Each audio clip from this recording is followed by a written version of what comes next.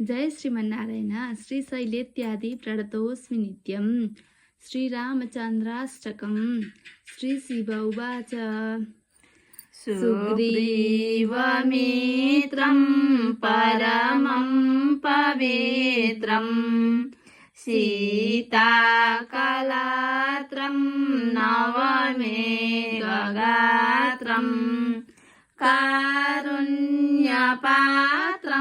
शतपत्रनेत्रं श्रीरामचन्द्रं सततं नमामि। सुग्रीवमित्रं परमं पवित्रं सीताकलात्रं नवमेघगात्रं कारुण्यपात्रं शतपत्रनेत्रं श्रीरामचन्द्रं सततं नमामि। संसारपारं निगमप्रचारं धर्मावतारं हृतभूमिभारं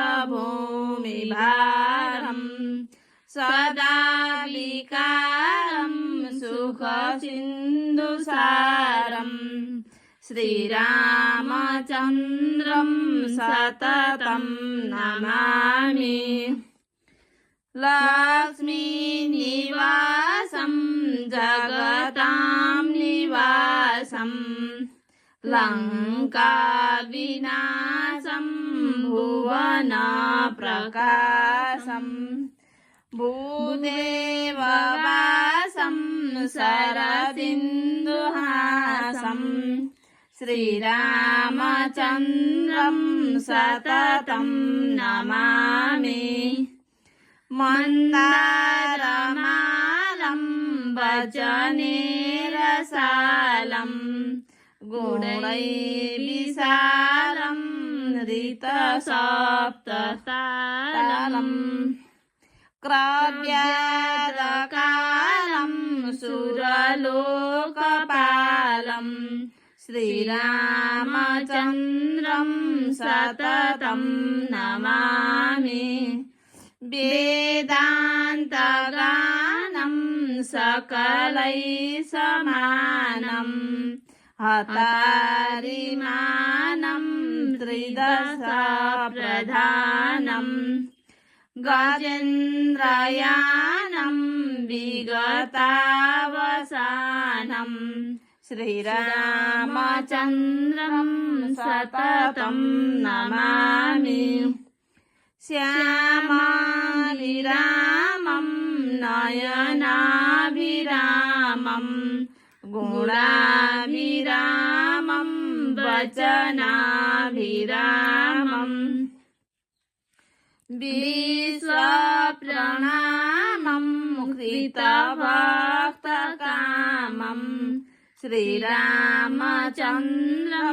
सततं नमामि। लीलाशरीरं रणरङ्गधीरं विश्वैकसारं रघुवंशहारं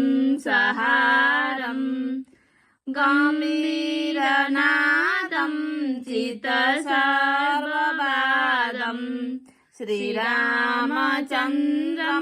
सततं नमामि। खले कृतान्तं स्वजने विनीतं सामोपगीतं मनसा प्रतीतं रागेण गीतं वचनादतीतं श्रीरामचन्द्रं सततं नमामि। श्रीरामचन्द्रस्य वराष्टकं त्वां मयेरितं देवि मनोहरं मे पठन्ति शृण्वन्ति गृह्णन्ति भक्त्या ते स्वीयकामा प्रलभन्ति नित्यम् श्रीरामचन्द्रस्य वराष्टकं त्वां मयेरितं देवी मनोहरं मे पठन्ति शृण्वन्ति गृह्णन्ति भक्त्या ते स्वीयकामा प्रलभन्ति नित्यम्।